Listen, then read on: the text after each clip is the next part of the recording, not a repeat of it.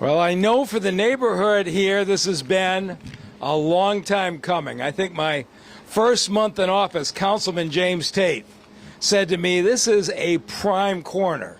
It should be providing shopping for the neighborhood. And because of this long abandoned building, it's actually taking the neighborhood down.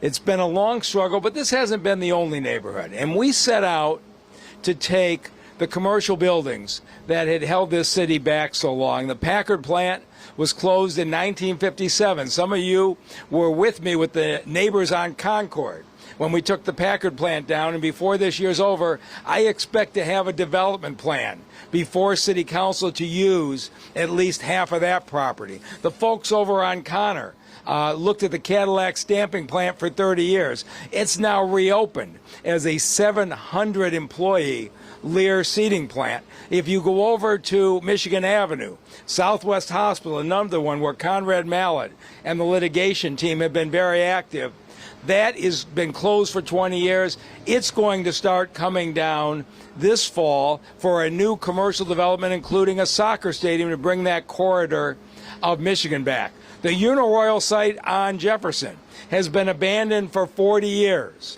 Before this year's open, we're going to get a proposal again in front of council to make it a park and recreation space to activate it for the community.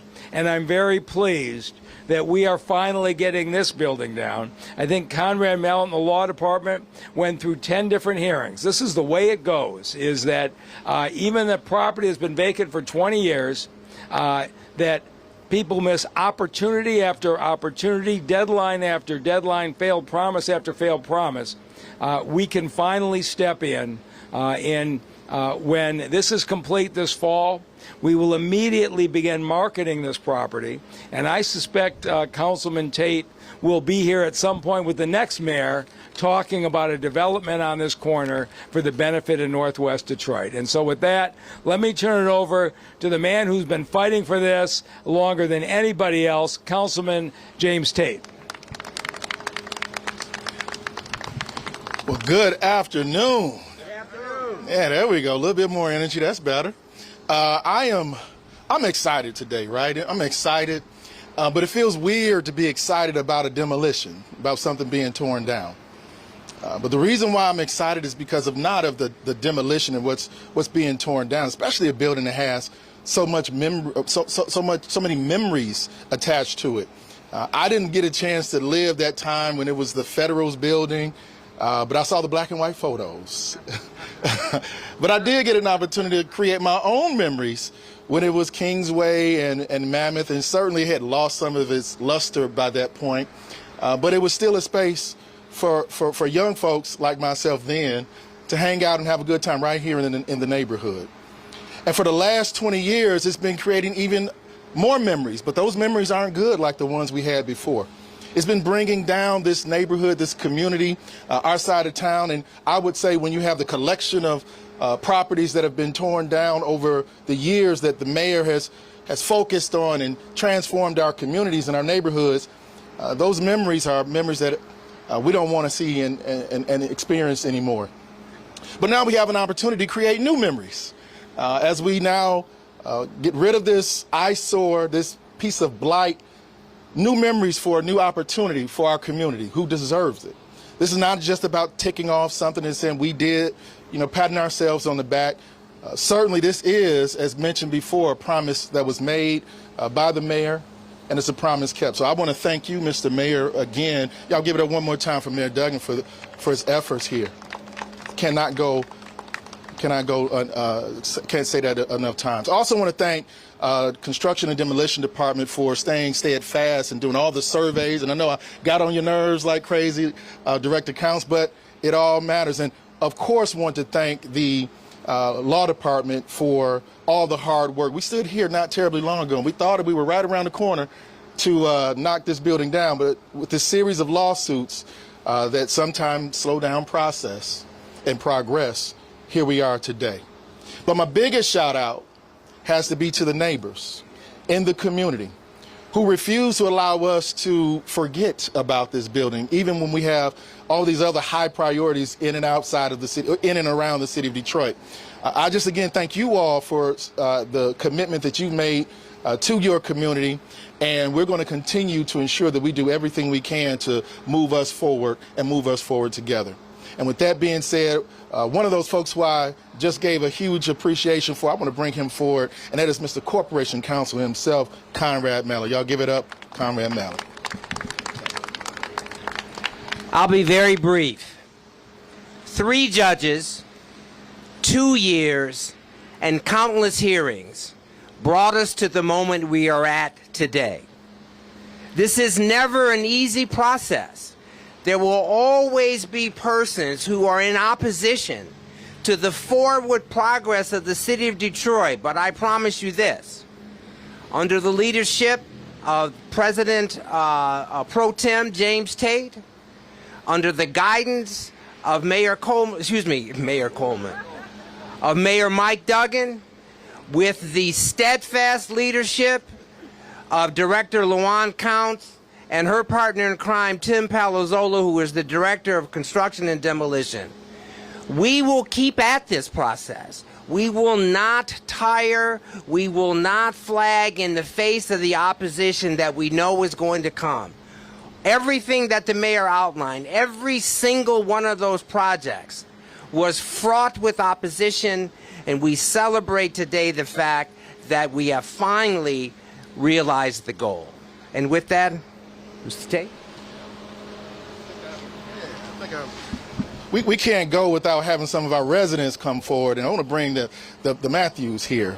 Come on up, y'all. Y'all give it up for our members of our District 1 community. Thank you, guys. I want to thank Mike Duggan and the City Council for all they've done for the city in this restoration work. We live just right here on this block here, so we are part of the Wickham Block Club.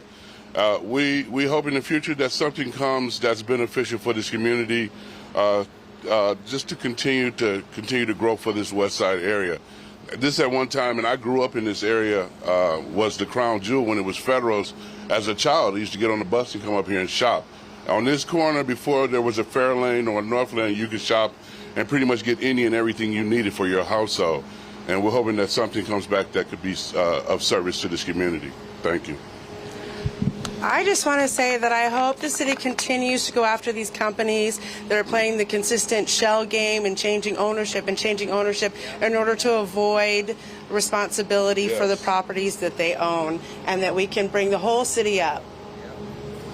And I'm curious, I've heard that there's going to be an abatement of the rodents and stuff. I'm not sure who to ask what the plan is on that. Thank you, guys.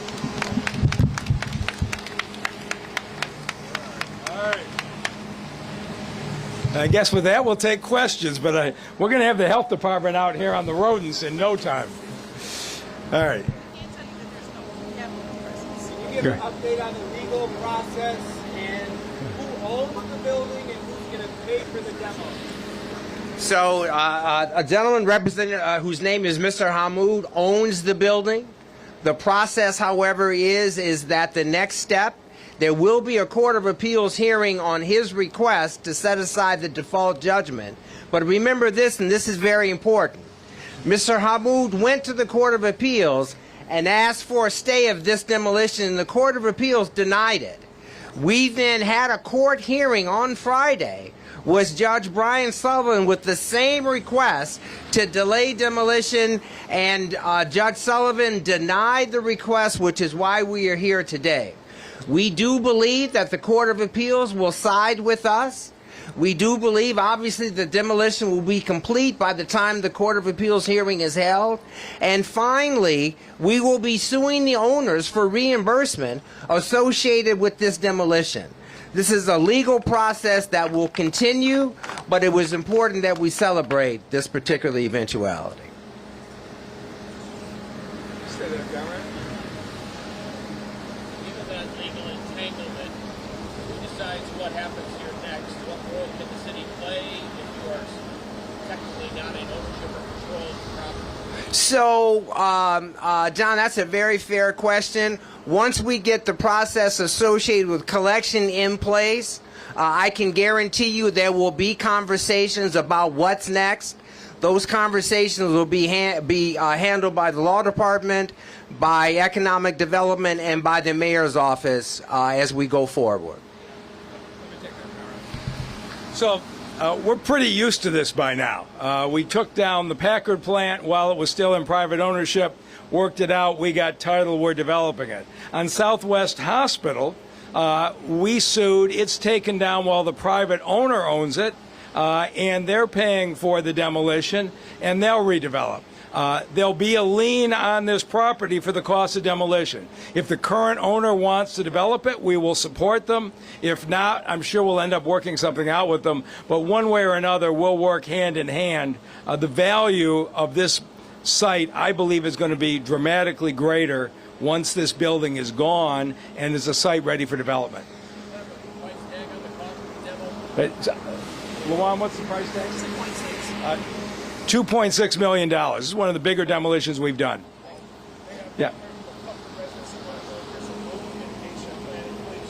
What's that? Yeah, and so I just heard about that, but I'm going to make a call to the health department as soon as I leave. But this is the great thing about being in the communities here, is I learn something and we respond to it. So